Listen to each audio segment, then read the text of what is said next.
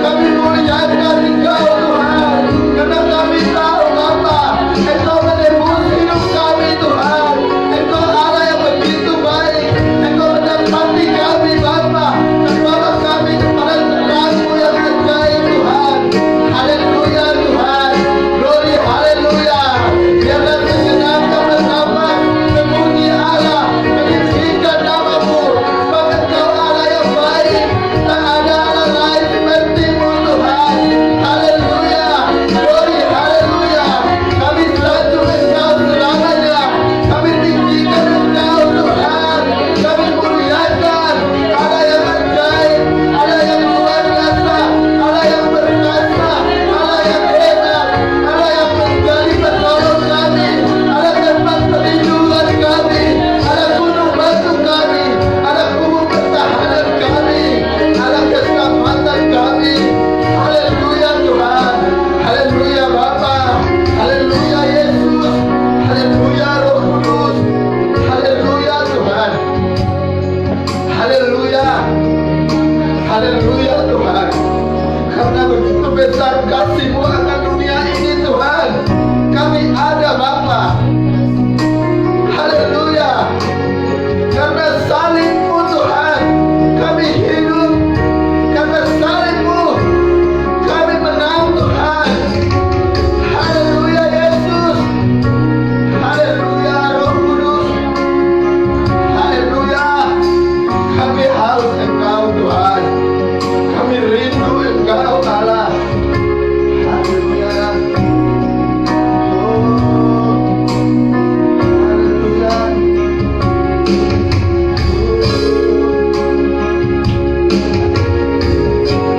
Haleluya Tuhan.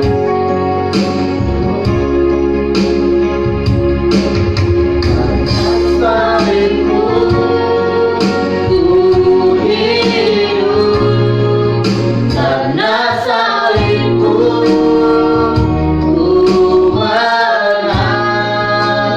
Engkau yang berkuasa sanggup melakukan mujizat-Mu. Karena salib-Mu, haleluya, ku hidup, karena salib-Mu ku menang. Engkau yang berkuasa sanggup melakukan mujizat-Mu. Karena salib-Mu, karena salib-Mu ku hidup, karena salib-Mu ku menang. Engkau yang berkuasa sanggup melakukan mujizat-Mu di hidupku.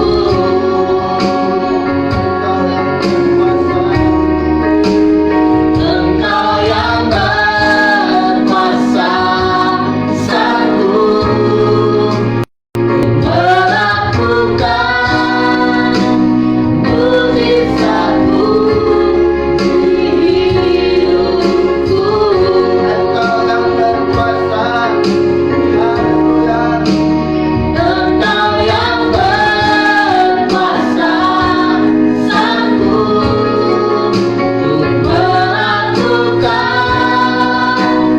mujizat-Mu di hidupku. Mari berikan kemuliaan bagi Tuhan. Haleluya Bapa. Haleluya Yesus. Haleluya Roh Kudus. Haleluya Tuhan. Haleluya. Kami siap Tuhan memuji Engkau Bapa, karena kami percaya Tuhan, hanya Engkau tempat kami berserah Tuhan. Kami percaya Bapa, Engkau sedang Tuhan menarik kami datang kepadamu Tuhan, datang kepada kebenaran-Mu Tuhan. Kami siap memuji Engkau Allah. Haleluya Tuhan. Haleluya. Shalom Bapak Ibu. Kita akan memuji nama Tuhan. Mari baik yang ada di rumah, kita punya semangat untuk memuji nama Tuhan.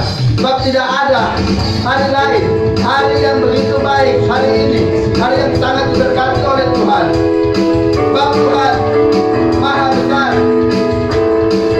Haleluya.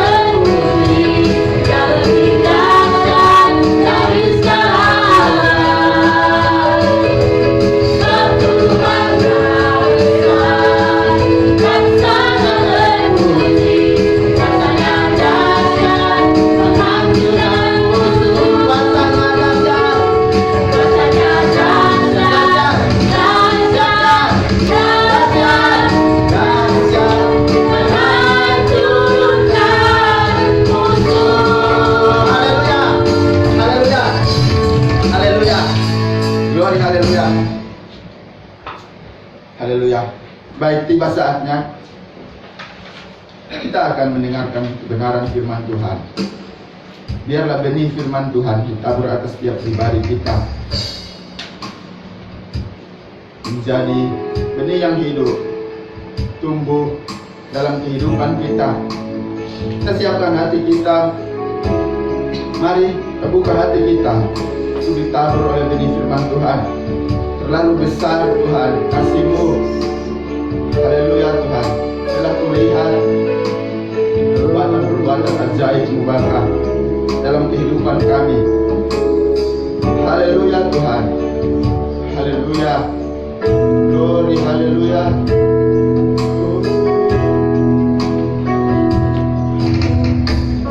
Telah kulihat bukti kasih-Mu, Kau menderita gantikanku. Dengan darah-Mu Kau selamatkanku. Kini ku hidup menyenangkan-Mu. Katakan terlalu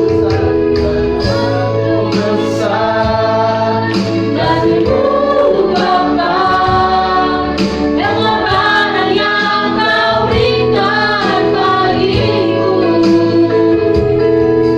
terlalu mahal. Darah-Mu Yesus tercurah untuk menebus hidupku. haleluya. Telah kulihat bukti kasih-Mu, Kau menderita gantikanku. Dengan darah-Mu Kau selamatkanku. Kini ku hidup menyenangkan-Mu. Terlalu besar Terlalu besar kasih-Mu Bapa, pengorbanan yang Kau berikan bagiku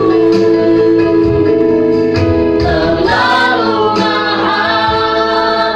Darah-Mu Yesus tercurah untuk menebus hidupku. terlalu besar. Terlalu besar kasih-Mu Bapa, pengorbanan yang Kau berikan bagiku terlalu mahal. Darah-Mu Yesus tercurah untuk menebus hidupku. Tercurah untuk menebus tercurah untuk menebus hidupku. Haleluya. Haleluya. Haleluya. Terima kasih Tuhan. Kami bersyukur Bapa. Kami bersyukur buat anugerah-Mu yang besar yang Kau nyatakan dalam kehidupan kami.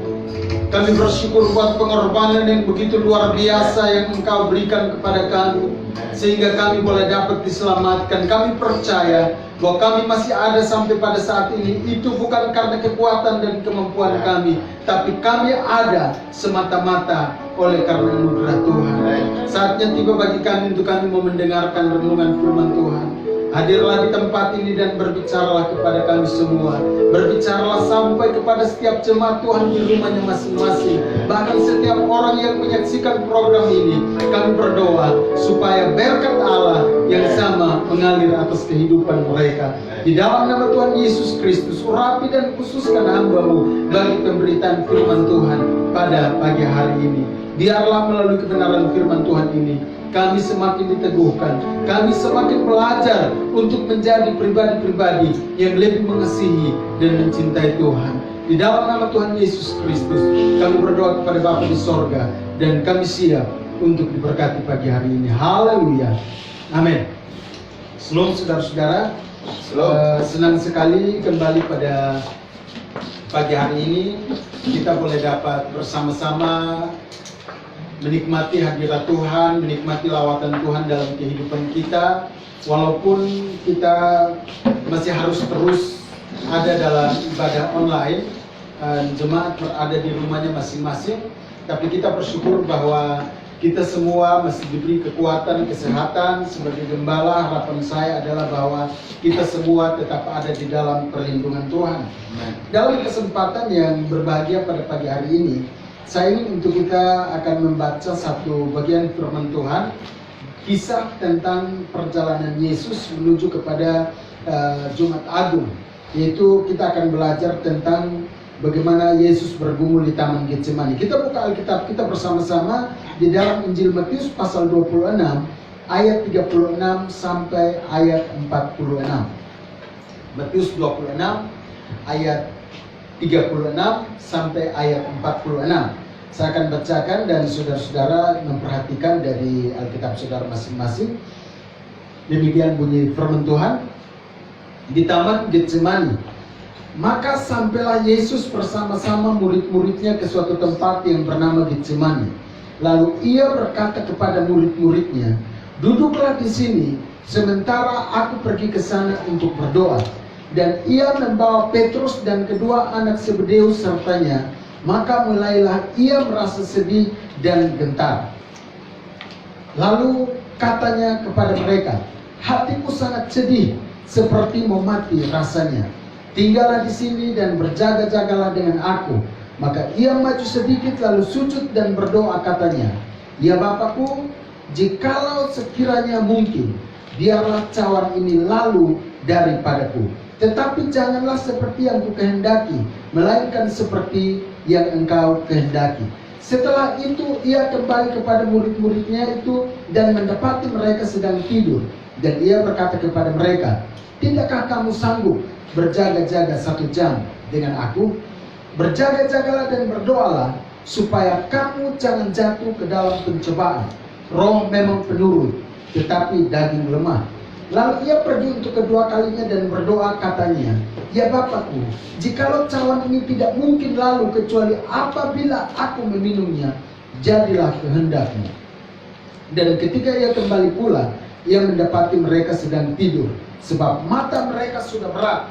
Ia membiarkan mereka di situ, lalu pergi dan berdoa untuk ketiga kalinya dan mengucapkan doa yang itu juga. Sesudah itu ia datang kepada murid-muridnya dan berkata kepada mereka, "Tidurlah sekarang dan istirahatlah. Lihat, saatnya sudah tiba bahwa Anak Manusia diserahkan ke tangan orang-orang berdosa. Bangunlah, marilah kita pergi. Dia yang menyerahkan aku sudah dekat." Puji Tuhan, saudara-saudara yang diberkati Tuhan. Senang sekali kita boleh dapat bersama-sama membaca kebenaran firman Tuhan ini. Dari pembacaan firman Tuhan, cerita secara khusus tentang Yesus di Taman Getsemani dalam pergumulan atau saat-saat menghadapi peristiwa penyalibannya. Kita akan belajar untuk mengerti apa yang menjadi keinginan Tuhan bagi setiap pribadi saya dan saudara-saudara dengan sebuah topik pesan dari Getsemani. Ini adalah sebuah topik yang sederhana. Kisah ini pun juga tentu saudara-saudara sudah pasti menghafal garis besar dari cerita ini. Bahkan hampir setiap perayaan Paskah atau mulai Jumat Agung sampai kepada kebangkitan seperti momen saat sekarang ini, kita pasti akan belajar tentang atau membaca firman Tuhan tentang peristiwa Taman Getsemani ini. Nah, dengan topik pesan dari Getsemani yang akan menjadi pokok pembahasan pada pagi hari ini, saya ingin untuk membawa saudara-saudara sampai kepada satu tujuan, yaitu kita belajar untuk mampu menempatkan diri kita pada posisi yang benar dalam bersikap ketika kita menghadapi persoalan. Di belakang saya atau di hadapan saudara-saudara saya tampilkan tujuan daripada topik ini, yaitu yang pertama adalah supaya sebagai orang-orang beriman kita bisa menempatkan posisi kita pada tempat yang tepat ketika kita menghadapi persoalan. Kenapa? Karena banyak kali kita mendapati, dan sebagai hamba Tuhan di dalam pelayanan-pelayanan saya juga sering menemukan kenyataan seperti itu. Ada orang-orang yang menamakan diri sebagai orang percaya, orang Kristen, orang beriman. Tetapi ketika mereka menghadapi persoalan, masalah dan tantangan hidup, mereka salah menempatkan posisi mereka sebagai anak-anak Tuhan. Mereka lebih terlihat sebagai orang-orang yang hidup tanpa Tuhan. Mereka jadi terlihat sebagai orang-orang yang tidak berkenan daripada pengakuan mereka sebagai anak-anak Tuhan. Nah, oleh karena itu penting sekali kita belajar dari kisah Yesus berdoa di Taman Getsemani, pergumulan yang dihadapi oleh Yesus di Taman Getsemani. Tujuannya adalah pertama supaya kita bisa menempatkan diri kita pada tempat yang benar. Bahwa sebagai anak-anak Tuhan, ketika saya menghadapi pergumulan, sebagaimana Taman Getsemani, saya pun harus demikian. Tujuan yang kedua adalah supaya pada akhirnya setelah kita belajar untuk menempatkan posisi kita yang benar di setiap tantangan, di setiap persoalan, maka kemudian dari situ hidup kita bisa menjadi saksi, menjadi berkat, menjadi contoh bagi orang-orang yang ada di sekitar kita. Saya pagi tadi sebelum ibadah ini berlangsung menerima telepon dari seorang rekan hamba Tuhan. Mereka bilang, "Papa, sekarang kami ingin untuk bergabung, ada sekitar 2 rumah, tambah kami 3 rumah, dan kami ingin untuk doa bersama-sama. Tetapi jumlah kami sudah hampir 20-an orang. Kira-kira pendapat Bapak seperti apa?" Saya katakan, sekarang kita lebih taat kepada pemerintah. Bukan berarti bahwa kita mengabaikan perintah Tuhan.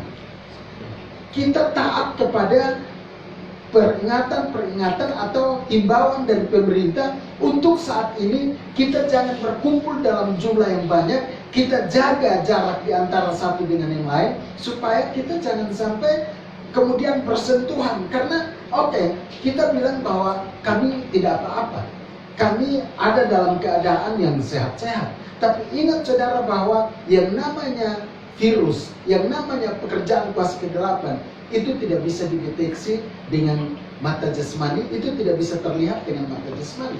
Sehingga kemudian saya katakan kepada mereka, di rumah saja. Itu adalah tindakan yang tepat, pilihan yang tepat. Nah, kenapa saya kemudian memberi alasan, kenapa saya memberikan jawaban seperti itu? Ini adalah demi untuk menjaga kesaksian kita ke depan. Sebab pemerintah sudah bilang, kita jauhi perkumpulan-perkumpulan. Kita ada di dalam rumah kita masing-masing. Kita bekerja dari rumah, belajar dari rumah, berdoa atau beribadah juga dari rumah. Tetapi bagaimana kalau seandainya kemudian kita mengabaikan himbauan itu? Kita kumpul dalam jumlah yang besar. Orang melihat kita.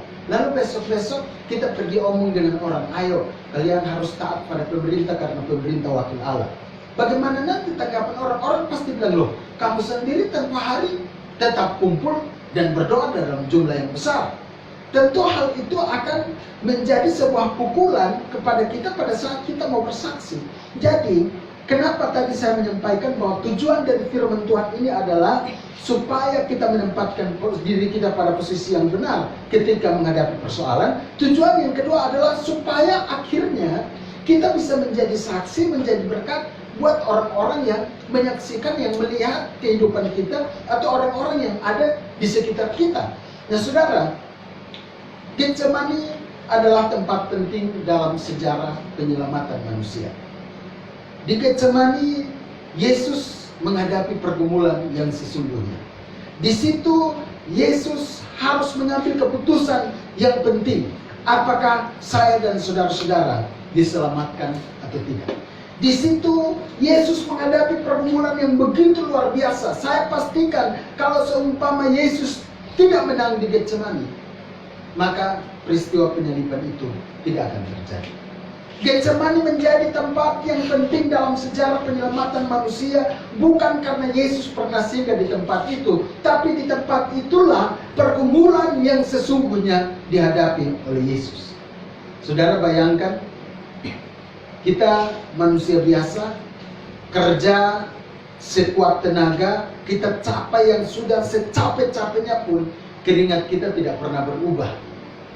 Tetap bening dan rasanya asing. Tapi saudara bayangkan, Alkitab bercerita di tempat itu, di Taman Getsemani itu, peluh Yesus berubah menjadi merah seperti darah. Di dalam ilmu kedokteran menceritakan bahwa apabila keringat seseorang sudah berubah warnanya dari bening menjadi merah, itu adalah sebuah tanda atau indikasi bahwa orang tersebut ada di bawah tingkat atau tekanan stres yang paling berat. Kita barangkali pernah stres, tapi stres kita tidak seberat apa yang pernah dialami oleh Yesus. Ada sebuah pressure, ada sebuah tekanan yang begitu luar biasa. Dan ini kita lihat dari doa Tuhan Yesus. Karena tekanan yang begitu berat, Yesus berdoa, "Ya Bapa, kalau boleh, biarlah cawan ini lalu daripadaku." Secara tidak langsung ada satu keinginan yang diutarakan oleh Yesus kepada Bapanya, supaya kalau bisa pergumulan ini, beban ini jangan ditanggungkan kepada dia. Sebab dalam kapasitas sebagai Allah, dia sudah melihat jauh ke depan bagaimana penderitaan yang begitu luar biasa akan dialami sampai kepada digantungnya di kayu salib. Sehingga saya katakan bahwa di Taman Getsemani itulah pergumulan yang sesungguhnya dialami oleh Yesus. Mau taat atau tidak? Mau tanggung dosa manusia atau tidak? Dan saudara bisa bayangkan apa yang akan terjadi kalau seumpama, ini hanya seumpama saja. Kalau pada saat itu kemudian Yesus bilang, "Oke, ini sudah keputusan Bapa, tapi saya punya keputusan sendiri." Saya tidak bayangkan apa yang akan terjadi kalau seumpama pada saat itu, dengan melihat kepada tekanan yang begitu berat, dengan melihat kepada ke depan penderitaan yang begitu luar biasa yang akan dialami, lalu kemudian Yesus mengundurkan diri dari misi ini, tidak bersedia untuk memikul beban dosa saya dan saudara-saudara. Saya yakin bahwa hari ini tidak mungkin kita akan menjadi orang-orang yang percaya kepada Tuhan. Kita tidak mungkin akan selamat kalau seandainya pada saat itu di Taman Getsemani Yesus mengundurkan diri dari misi yang diberikan Bapa kepadanya. Tetapi setelah melalui pergumulan yang berat, walaupun peluhnya berubah menjadi darah, walaupun pergumulan yang begitu luar biasa dihadapi, dan kemudian sampai kepada keputusan yang final bahwa kalau memang tidak bisa dan saya harus meminum cawan ini, jadilah kehendakmu.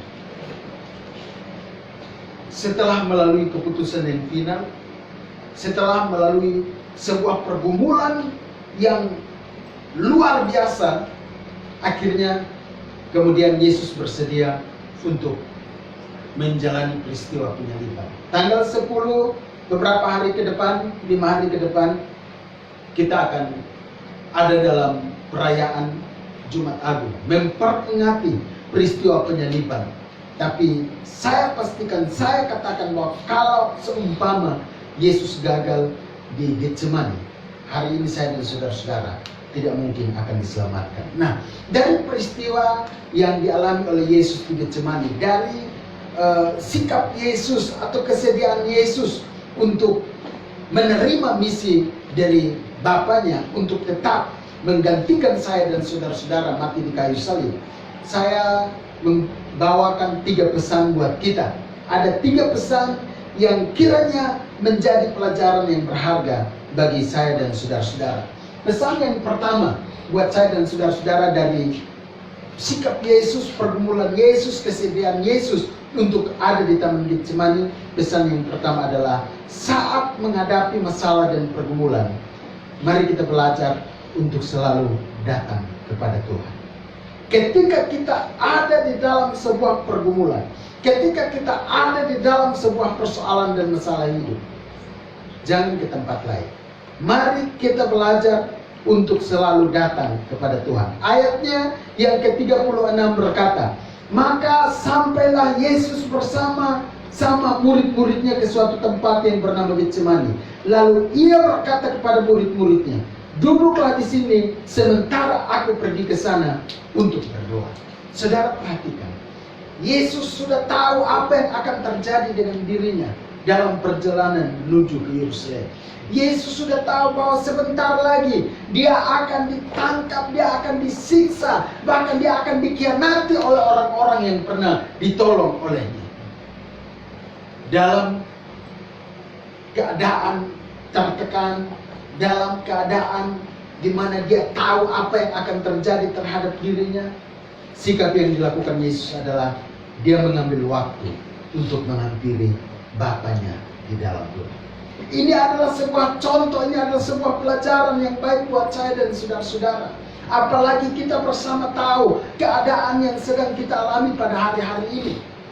Terjadi ketakutan di mana-mana, terjadi tekanan di mana-mana, bahkan kesukaran dan kesulitan terjadi di mana-mana. Banyak orang takut dengan ancaman COVID-19 atau virus corona. Banyak orang takut untuk bersalaman, banyak orang takut untuk bersosialisasi, banyak orang takut untuk keluar rumah. Itu adalah hal yang wajar, karena tidak mungkin kita sudah tahu betapa ganasnya virus ini lalu kemudian kita mau pergi sorong diri untuk mati konyol. Tidak mungkin. Tetapi saudara, saya mau katakan bahwa di dalam situasi tekanan seperti ini, kita tidak bisa lari ke tempat yang lain. Sebab dimanapun di dunia ini, kita pasti akan tetap menghadapi ancaman. Tempat terbaik bagi saya dan saudara-saudara untuk merasa aman dan nyaman adalah di hadirat Tuhan. Jangan kemana-mana. Ketika engkau ada dalam tekanan, mungkin kita tidak hanya berbicara sebatas virus corona. Kita tidak berbicara hanya sampai kepada tantangan-tantangan yang sedang kita alami dan kita hadapi di hadapan kita saat ini. Itu persoalan yang sifatnya global.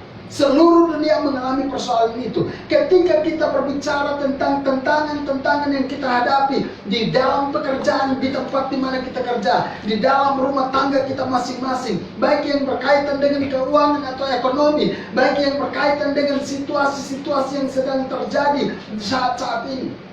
Apapun situasi, persoalan dan masalahnya, mari kita belajar dari sikap Yesus. Bahwa di tengah tantangan, di tengah tekanan, di tengah persoalan dan masalah yang dihadapi, pergumulan berat yang dihadapi, dia tidak pergi kemana-mana. Dia datang ke hadirat Bapa di sorga. Mari kita belajar dari sikap ini. Pesan pertama buat kita dari Getsemani adalah ketika engkau dan saya ada dalam tantangan, cari hadirat Tuhan. Karena itu adalah tempat yang terbaik bagi saya dan saudara-saudara untuk bisa mengalami kelepasan dari tantangan-tantangan yang kita hadapi. Pelajaran yang kedua bagi saya dan saudara-saudara, pesan dari Getsemani adalah yang kedua, belajarlah untuk memandang pergumulan dan masalah dari sudut pandang Tuhan. Jadi yang pertama, jadikan Tuhan sebagai tempat yang tepat ketika engkau dan saya ada dalam masalah. Yang kedua, jangan memandang persoalan hanya dari besarnya persoalan itu. Jangan memandang masalah hanya dari jenis masalah yang engkau dan saya sedang hadapi. Tapi cobalah untuk memandang masalah dari sudut pandang Tuhan. Firman Tuhan berkata, Allah turut bekerja dalam segala sesuatu. Entah baik, entah buruk, entah menyenangkan, entah tidak menyenangkan, entah itu membuat kita tertawa terbahak-bahak, entah itu membuat kita menangis terseduh-seduh. Apapun situasinya, firman Tuhan mengatakan Allah turut bekerja dalam segala sesuatu untuk mendatangkan kebaikan bagi saya dan saudara-saudara. Perhatikan ayat 39, ayat 42 dan ayatnya yang ke-44. Ayat 39 berkata, maka ia maju sedikit lalu sujud dan berdoa katanya, ya Bapakku, jikalau sekiranya mungkin, biarlah cawan ini lalu daripadaku. Tetapi janganlah seperti yang kukehendaki, melainkan seperti yang engkau kehendaki. Dengan bahasa yang sederhana, Tuhan Yesus bilang, Bapa, kalau boleh, beta sudah mau pikul ini orang-orang pendosa. Beta sudah mau pikul ini manusia punya dosa. Tapi jangan beta mau. Biarlah kemauanmu yang terjadi atas kehidupanku. Jadi saudara perhatikan, Yesus punya keinginan, Yesus punya permohonan, tetapi dia tetap menempatkan rencana Tuhan sebagai rencana yang mutlak harus ditaati. Rencana Bapa di sorga sebagai rencana yang memang tidak boleh ditolak. Ayatnya yang ke-42. Lalu ia pergi untuk kedua kalinya dan berdoa katanya, "Ya Bapakku, jikalau cawan ini tidak mungkin lalu, kecuali apabila aku meminumnya, jadilah kehendak-Mu." Lalu ayat yang ke-44, ia membiarkan mereka di situ lalu pergi dan berdoa untuk ketiga kalinya dan mengucapkan doa yang itu juga. Doanya tidak berubah, doanya tidak berbeda. Doanya adalah, kalau memang saya harus hadapi ini, biarlah kehendak-Mu yang terjadi. Ada banyak spekulasi siapa yang berperan di balik virus corona. Ada banyak spekulasi, bahkan kebiasaan kita manusia adalah ketika diperhadapkan pada persoalan dan masalah, mencoba untuk sesegeranya cari kambing hitam, mempersalahkan orang lain. Saya begini gara-gara dia, saya begini gara-gara si A, gara-gara si B, dan sebagainya. Kita seringkali mencoba untuk membebaskan diri kita dari yang namanya kesalahan. Seolah-olah kita paling sempurna, kita tidak pernah salah apa-apa. Saya tidak mengatakan bahwa kita harus selalu merasa bersalah. Saya tidak mengatakan bahwa kita harus selalu merasa bahwa, atau selalu berusaha untuk memikul tanggung jawab atas semua persoalan. Tetapi yang ingin mau saya katakan di sini adalah bahwa di balik setiap persoalan, entah itu baik, entah itu buruk, entah itu menyenangkan atau tidak menyenangkan, selalu pasti ada maksud Tuhan di sini. Saudara perhatikan, salah satu maksud Tuhan melalui corona adalah mengajar kita untuk mulai membangun mesbah keluarga. Karena sekarang pintu-pintu gereja untuk sementara ditutup dan ibadah harus diadakan di rumah-rumah. Saya mendorong kepada jemaat untuk benar-benar peristiwa ini menjadi sebuah cikal bakal di mana kita mulai menghidupkan keluarga yang memiliki hubungan yang intim dengan Bapa di sorga. Kita harus pastikan bahwa jemaat yang rajin baca Alkitab di gereja adalah jemaat yang sudah rajin baca Alkitab di rumah. Jemaat yang rajin berdoa di gereja adalah jemaat yang biasa rajin berdoa di rumah. Jemaat yang rajin untuk memuji dan menyembah Tuhan di gereja adalah jemaat yang terbiasa rajin memuji dan menyembah Tuhan dari rumah. Jadi selalu ada maksud-maksud Tuhan yang terbaik bagi kita di balik semua peristiwa yang kita alami.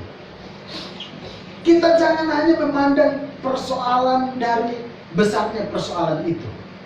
Kita jangan hanya memandang persoalan dari dampak negatif persoalan itu terhadap kita itu apa. Tapi mari kita melihat, di balik semua persoalan pasti ada rencana Tuhan terbaik dalam kehidupan kita. Biarlah kehendak-Mu, bukan kehendak-Ku. Biarlah rencana-Mu, bukan rencana-Ku. Biarlah keinginan-Mu, bukan keinginan-Ku. Jadi pesan dari Getsemani yang kedua adalah kita belajar untuk memandang setiap persoalan dan masalah dari sudut pandang Tuhan, bukan sudut pandang kita. Pesan yang ketiga, pesan Getsemani yang ketiga bagi saya dan saudara-saudara adalah ketaatan kepada rencana dan kehendak Tuhan adalah langkah terbaik menuju kepada kesuksesan. Sekali lagi, ketaatan kepada rencana dan kehendak Tuhan adalah langkah terbaik menuju kepada kesuksesan. Saudara, seperti saya bilang tadi, kalau seumpama pada saat itu Yesus yang sudah tahu beratnya tekanan dan penderitaan yang akan dialami, kemudian membuat keputusan untuk mengundurkan diri, saya menjamin bahwa barangkali kita akan sama seperti orang Israel pada umumnya pada saat itu. Saya menduga bahwa barangkali tidak akan terlalu banyak orang yang percaya bahwa Yesus itu adalah Tuhan. Kalau seumpama waktu itu Tuhan Yesus tidak taat kepada kehendak Bapa di surga. Tetapi karena dia memilih untuk taat, hari ini nama Yesus menjadi nama favorit, nama yang menghibur bagi orang yang susah. Bahkan nama itu bisa memberi kesembuhan bagi orang-orang yang sakit. Nama itu bisa mengangkat orang-orang yang jatuh. Nama itu bisa menguatkan lutut yang goyah. Nama itu bisa membuat orang yang kehilangan semangat, yang patah semangat, menjadi bersemangat. Oleh karena nama Yesus. Tetapi tahukah saudara, semua diawali dari sebuah keputusan penting. Taat kepada rencana dan kehendak Bapa di surga. Kita baca beberapa ayat firman Tuhan, ayat 45 dan ayat 46. Ayat 45 mengatakan begini. Sesudah itu ia datang kepada murid-muridnya dan berkata kepada mereka, tidurlah sekarang dan istirahatlah. Lihat, saatnya sudah tiba bahwa anak manusia diserahkan ke tangan orang-orang berdosa. Ayat 46, bangunlah, marilah kita pergi. Dia yang menyerahkan aku sudah dekat. Waduh, saya kalau tahu bahwa orang yang mau mengkhianati saya semakin dekat, saya pasti memilih untuk bersembunyi. Saya pasti memilih untuk lebih baik lari. Apalagi proses setelah peristiwa penangkapan itu pasti adalah sebuah proses yang benar-benar sakitnya tidak bisa dibayangkan dan tidak bisa diceritakan dengan kata-kata. Saudara bisa saksikan bagaimana Mel Gibson mencoba untuk mendramatisir itu melalui sebuah film yang sangat luar biasa. Atau walaupun kisahnya tidak terlalu sedahsyat apa yang digambarkan oleh Mel Gibson, tetapi kita bisa nonton itu di toko terbesar sepanjang masa atau Jesus of Nazareth. Perjalanan yang penuh dengan penderitaan. Dan itu Yesus sudah tahu. Bukan berarti dia belum tahu. Dia sudah tahu. Walaupun demikian, Yesus bilang, jadilah kehendakmu. Dia bilang kepada, kalau memang saya harus minum, saya siap. Jadilah kehendakmu. Dan ketaatan itulah yang akhirnya mendatangkan keselamatan kepada saya dan saudara-saudara. Pemerintah sedang memberi arahan kepada kita untuk taat. Jangan buat ini, jangan buat itu. Bahkan terlepas dari kasus COVID-19, kita seringkali diperhadapkan pada berbagai aturan. Mari kita taat pada aturan-aturan tersebut. Karena tujuan daripada setiap aturan itu tentu adalah untuk kebaikan kita. Misalnya, himbauan untuk kalau mau naik sepeda motor pakai helm. Ada orang yang terkadang merasa, saya kalau pakai helm kepala saya gatal. Sebenarnya bukan helm yang buat gatal, belum cuci kepala, belum cuci rambut. Jadi ketombe yang buat kepala gatal. Tapi dia kasih salah helm. Itu hanya alasan-alasan yang dibuat untuk tidak taat. Dan terkadang karena ketidaktaatan itu ada dampak-dampak atau ada akibat-akibat yang harus siap untuk dialami. Kita belajar contoh yang terbaik dari Yesus. Yesus memberikan teladan yang baik kepada saya dan saudara-saudara. Walaupun dia sudah tahu bahwa tidak berapa lama lagi dia akan menghadapi sebuah penyiksaan atau sebuah proses menuju ke atas salib yang sangat menyakitkan. Tapi dia bilang, kalau memang ini kehendak Bapa, saya taat. Bahkan ketika dia tahu Yudas semakin dekat, dia bilang, ayo, mari kita pergi sudah. Sebab dia yang mau menyerahkan saya sudah dekat. Jadi puji Tuhan saudara-saudara, kebenaran firman Tuhan yang kita dengarkan bersama pada pagi hari ini dengan tema pesan dari Getsemani mengajarkan kepada saya dan saudara-saudara beberapa hal. Yaitu saya ulangi garis besarnya. Yang pertama, sikap kita ketika menghadapi masalah. Datang kepada Tuhan. Jangan lari dari hadapan Tuhan. Yang kedua,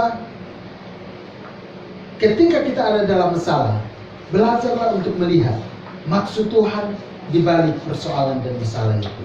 Sebab tidak ada sesuatu yang terjadi dan kebetulan hal itu terjadi. Semua yang terjadi adalah ada di dalam rencana Tuhan. Dan poin yang ketiga adalah Kalau toh Tuhan ingin untuk kita melakukan sesuatu, mungkin itu berbeda dari keinginan kita. Seperti contoh, Yesus mau kalau bisa jangan diminum cawan itu, tapi Bapa bilang tidak, harus minum. Kalau misalnya Tuhan menginginkan, menghendaki kita melakukan sesuatu yang tidak sesuai dengan keinginan kita, pelajaran yang ketiga, pesan dari Getsemani buat kita adalah belajar untuk taat kepada kehendak Tuhan, belajar untuk taat pada perintah Tuhan, karena itu adalah merupakan pilihan terbaik bagi kehidupan kita. Dan ketika kita benar-benar melakukan ketiga hal ini, saya percaya sebagaimana Yesus mati tetapi bangkit pada hari yang ketiga, saya dan saudara-saudara pun akan menjadi pribadi-pribadi yang berkemenangan atas setiap tantangan dan persoalan yang kita alami. Kita mungkin kelihatan kalah, mungkin kelihatan kita kebablasan, kita tidak berdaya, tapi pada akhirnya karena kita mempelajari sikap Yesus, kita mengikuti ketiga poin ini, sampai pada akhirnya kita akan dibawa sebagai orang-orang yang menang atas setiap persoalan dan masalah. Kiranya Tuhan memberkati kita semua. Mari kita tunduk sebentar di hadirat Tuhan. Saya mengundang para singers berada di depan bersama dengan saya. Kita akan menyanyikan pujian Karena Salibmu. Hanya Kau Tuhan di hidupku. Terima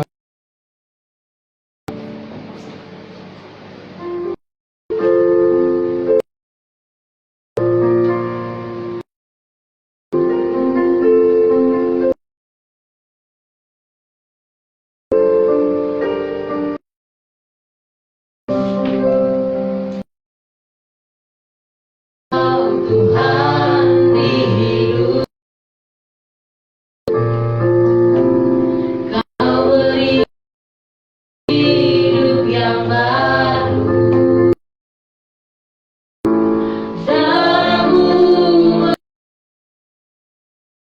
membersihkan hatiku,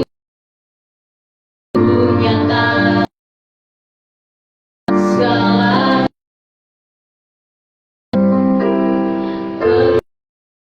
sumber pengharapan. kasih Tuhan.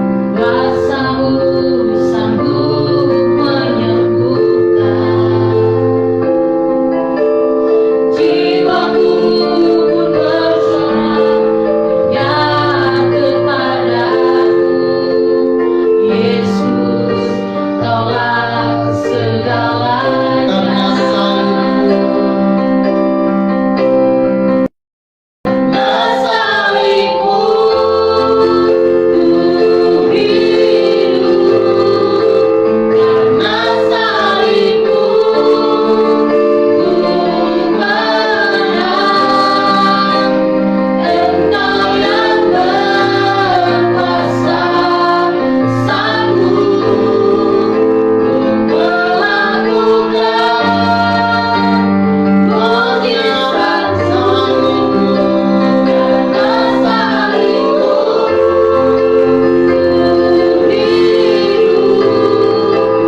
Karena salibmu ku hidup, karena salibmu ku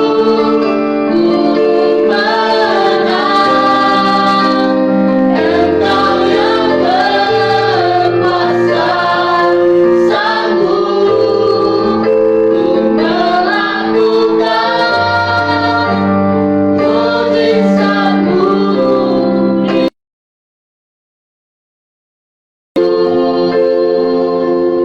kita tenang sebentar, saudara. Hanya karena salib Kristus, kita masih ada sampai pada saat ini.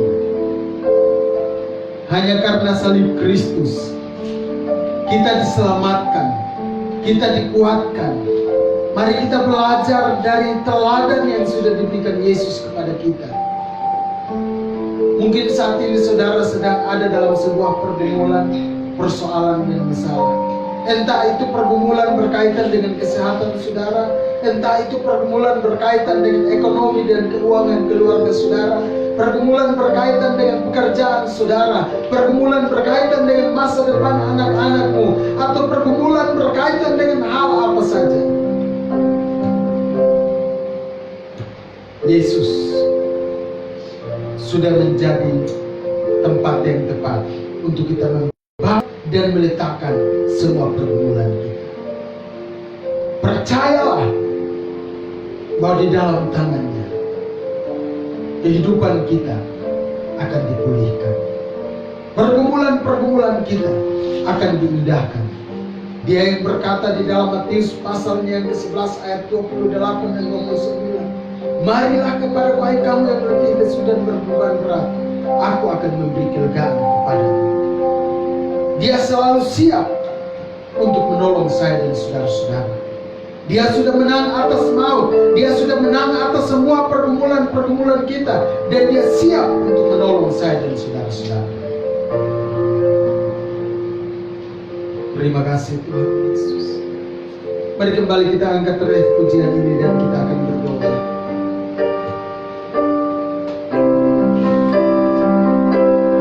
Karena salibmu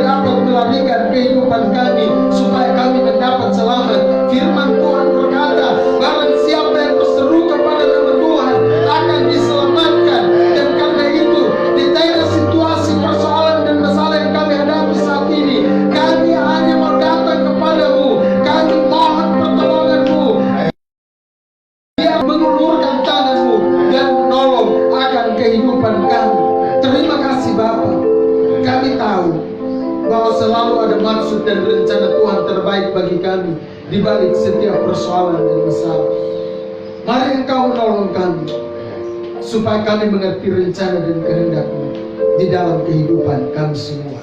Kami berdoa buat aparat pemerintah, dimulai dari presiden, wakil, para menteri, para gubernur, para bupati, sampai kepada pemimpin-pemimpin terendah yang ada di sekitar kami, yaitu RT RW. Tuhan menolong mereka, beri hikmat bagi mereka di dalam menghadapi berbagai situasi yang sedang terjadi hari-hari ini. Biarlah setiap keputusan yang mereka ambil adalah merupakan hikmat yang berasal daripada Tuhan. Tolong bangsa kami. Kami berdoa untuk para medis yang ada di garda terdepan dalam situasi-situasi saat ini. Bahkan tidak kurang beberapa dari mereka juga menjadi korban setelah berupaya menolong orang lain. Lindungilah mereka. Lindungi anak-anak Tuhan, orang-orang percaya. Lindungi jemaat Tuhan, keluarga sanak saudara kami dimanapun mereka berada. Tuhan lindungi akan kehidupan mereka. Bawa semua kami untuk selalu berjalan dalam rencana dan kehendak-Mu. Dan hamba berdoa supaya dalam situasi-situasi seperti yang sedang terjadi saat ini, kami belajar untuk lebih meningkatkan hubungan kami dengan Engkau ketika kami ada di rumah, ketika kami ada bersama-sama. Kami berdoa untuk gereja Tuhan yang pada hari Jumat nanti akan ada dalam perayaan Jumat Agung. Sampai saat ini kami belum tahu keputusan pemerintah, apakah kami diizinkan untuk berkumpul bersama-sama ataukah kami harus ada di rumah kami masing-masing. Tuhan Yesus tolong supaya segala sesuatu yang akan kami hadapi dan harus lakukan, semuanya ada di dalam pimpinan. Di dalam nama Tuhan Yesus Kristus, meteraikan firman Tuhan ini atas kehidupan kami semua. Kami puji akan kebesaran nama-Mu. Haleluya. Amin. Saudara-saudara, selanjutnya saya ingin untuk menyampaikan beberapa informasi buat kita semua, buat jemaat yang sedang mengikuti ibadah dari rumah masing-masing, bahwa apabila hari Jumat kita masih belum bisa bertemu, kita akan tetap melakukan ibadah dari rumah kita masing-masing. Kita tahu bersama bahwa pada hari itu akan ada perjamuan kudus. Gereja atau sekretariat akan berkonsultasi dengan majelis daerah dan majelis pusat untuk mengambil sikap terbaik bagaimana ibadah disertai dengan perjamuan kudus ini bisa dilangsungkan. Saudara jangan khawatir, karena para pemimpin kita sudah mempertimbangkan segala sesuatu. Sebagai gembala, saya menghimbau kepada saudara-saudara untuk tetap mentaati himbauan pemerintah, tetap mengikuti saran dari pemerintah dan juga himbauan dari sekretariat yang dikirim melalui grup-grup WA. Jangan lupa untuk tetap ber-WPDA, tetap baca Alkitab. Setiap hari kita selalu memberi laporan. Kami dari sekretariat akan tetap memantau perkembangan saudara-saudara. Kami doakan supaya yang bolong-bolong memanfaatkan situasi ini untuk bacaan Alkitabnya di rumah bisa berjalan dengan baik. Puji Tuhan, saya rasa ini saja beberapa informasi yang perlu untuk kita ketahui. Bagi yang belum mendapat kunjungan di minggu yang lalu, minggu di depan ini saudara-saudara akan dikunjungi. Gembala 1 orang, jadi kalau saudara belum dapat, maklum, tapi tetap semua pasti akan bisa terlayani, dikunjungi. Kalau misalnya saudara-saudara punya butuh pelayanan yang spesial karena situasi yang mendesak, mungkin sakit berat, tapi itu bukan doa saya. Atau ada pelayan, kalau ada yang mau menikah dan harus segera, juga bisa hubungi gembala. Atau kemudian juga ada hal-hal tertentu, saudara bisa hubungi gembala dan saudara akan dilayani. Puji Tuhan, saya rasa ini saja yang perlu untuk kita ketahui, dan kita akan segera mengakhiri ibadah pada pagi hari ini. Mari kita menyanyikan satu pujian yang sudah dipersembahkan. Indonesia bagi kemuliaan Yesuslah Tuhan yang layak dipuji.